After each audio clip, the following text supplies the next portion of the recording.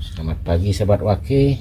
Kita sekarang telah sampai di rumahnya Pak Kadek, salah satu bisa kita sebut seorang relawan karena memang kerjanya nggak ada gajinya. Kita akan bincang-bincang dengan Pak Kadek gimana sih perjalanan beliau bisa dan sempat-sempatnya ngurusin hampir 11 tahun ini. Swastiastu Pak Dek. Swastiastu Pak Dek. Nah, Pak Kadek sempat bilang tadi udah hampir 11 tahun apa 12 tahun Pak Dek? 11 tahun. 11 tahun. Yeah. Itu kerjanya apa Pak Dek? Ya, dia ngurus ODGJ. ODGJ, Yeah. orang dengan gangguan jiwa. Apa yang mendasari Pak Dek atau bisa tertarik ya untuk mengurusi orang-orang ODGJ ini Pak Dek? Pertama sih saingan sudah ada Pak. Oh, saingan nggak ada ya. Apa yang saya kerjakan itu tidak ada saing.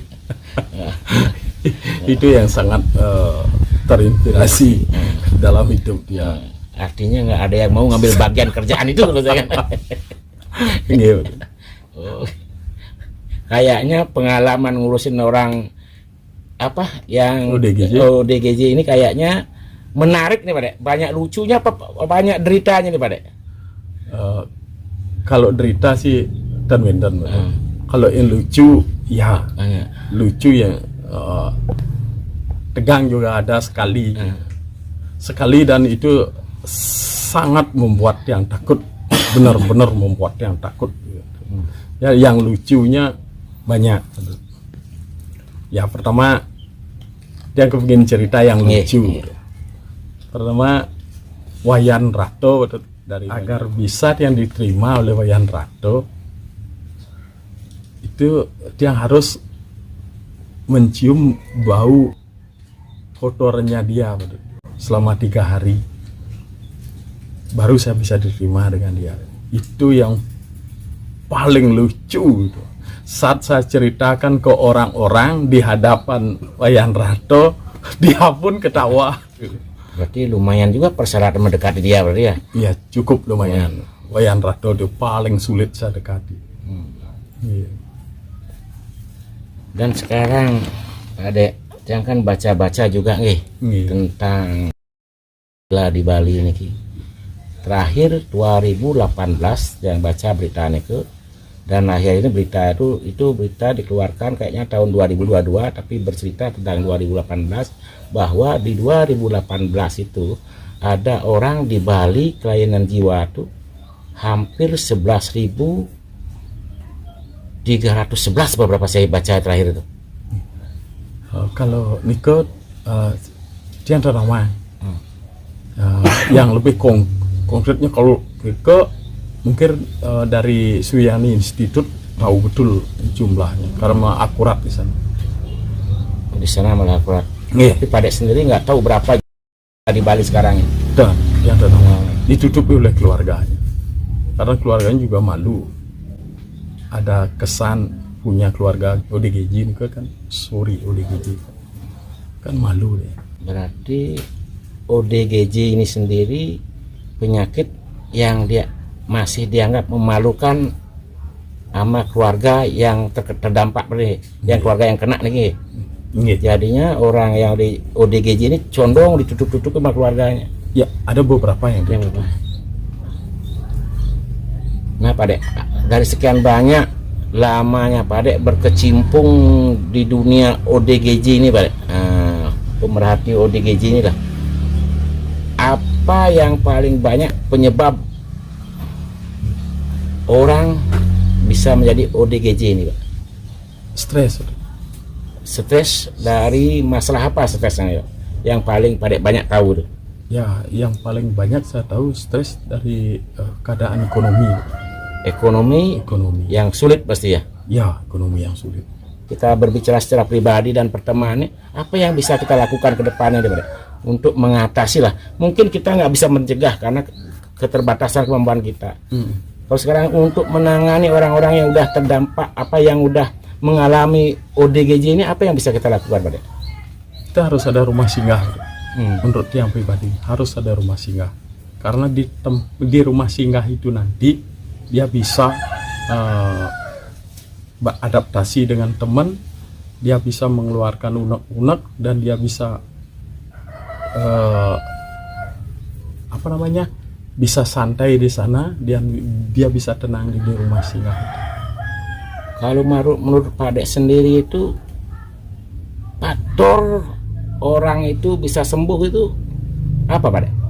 Untuk menyembuhkan orang ODGJ ini, Pak Dek?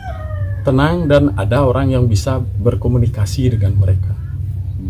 Berarti condong mereka ini butuh ketenangan. Butuh ketenangan dan koordinasi, dan istilahnya kayak Navin ada tempat sharing lah, ada tempat sharing yang tenang, ada orang yang bisa menanggapi Berarti mereka ini termasuk suka yang tempat sepi, tapi mereka jiwanya kesepian gitu, Pak ya?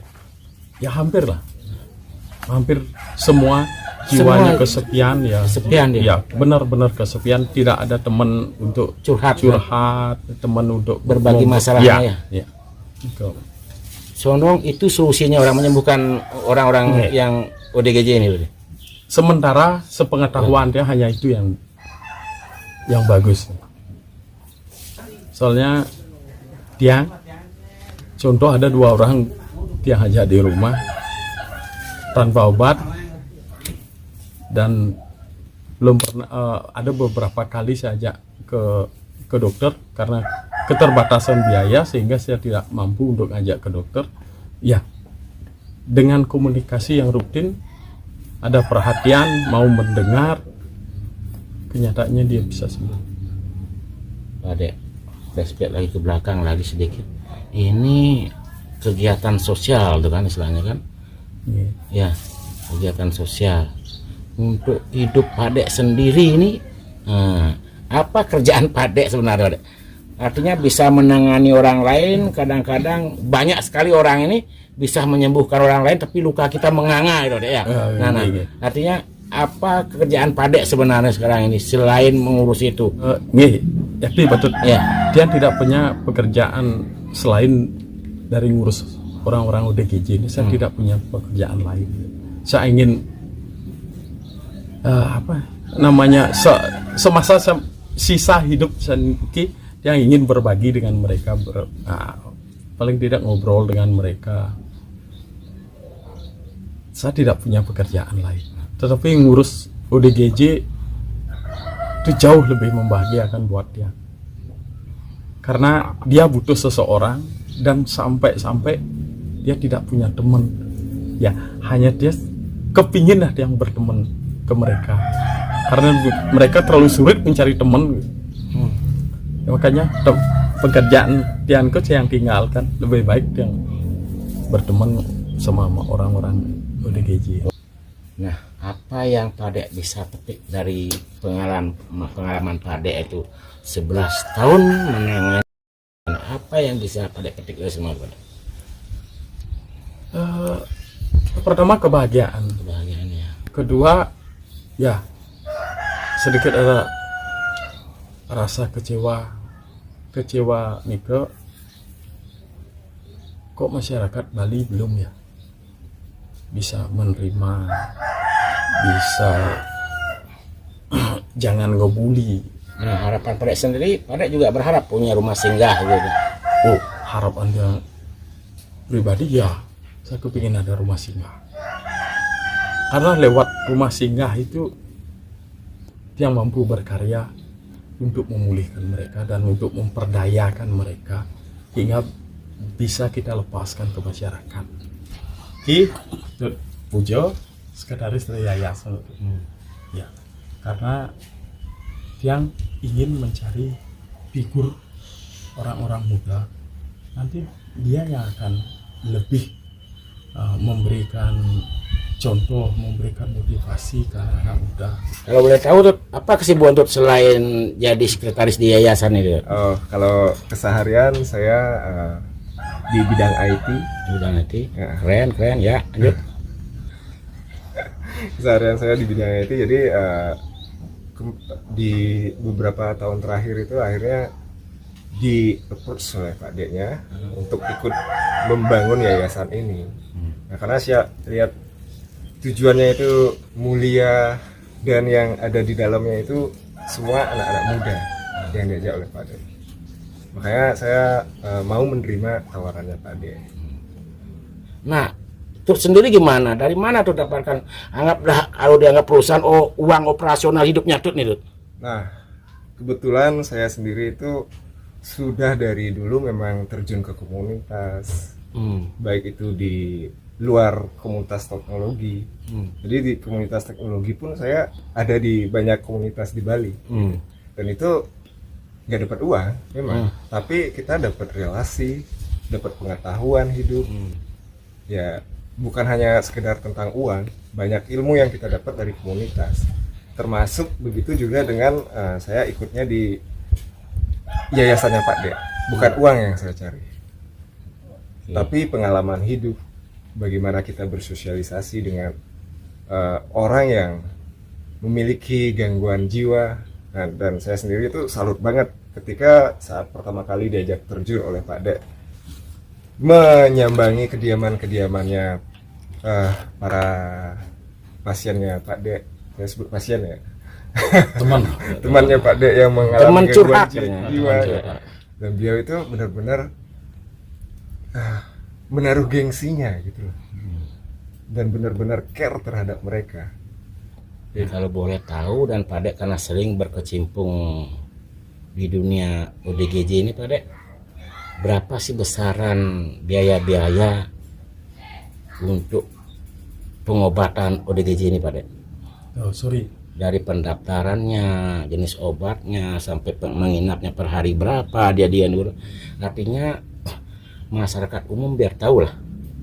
Tujuan kita seperti ini, kadang-kadang orang yang punya saudara ataupun anak, adik apapun itu yang ODGJ, dia takut ke sana karena berpikirnya mahal Pak Dek. Nah, siapa tahu dengannya Pak Dek misalnya bisa menjelaskan sedikit saja, ada bayangan sedikit saja, jadi masyarakat itu lebih terbuka dia. Entah karena nanti mahal, tidak terlalu mahal, yuk ajak sana. Nah, itu harapan kita di sini. Ada nggak Pak Dek bayangan itu Pak? Nih, kalau ikut sama sekali dan ada bayangan begitu ya, karena yang di Bangli orang dari desa Lianiki semua tidak bayar. Semua tidak bayar. Tidak bayar. Berarti ada yang pakai KIS, ada yang pakai BPJS, semua tidak bayar. Berarti harusnya masyarakat kita sebenarnya kalau ada keluarga yang itu mending dibawa langsung ke rumah sakit jiwa itu ya. Mewakili dari Yayasan Dharma menyampaikan banyak-banyak terima kasih atas kehadirannya dan kepeduliannya. Ya, suksemo.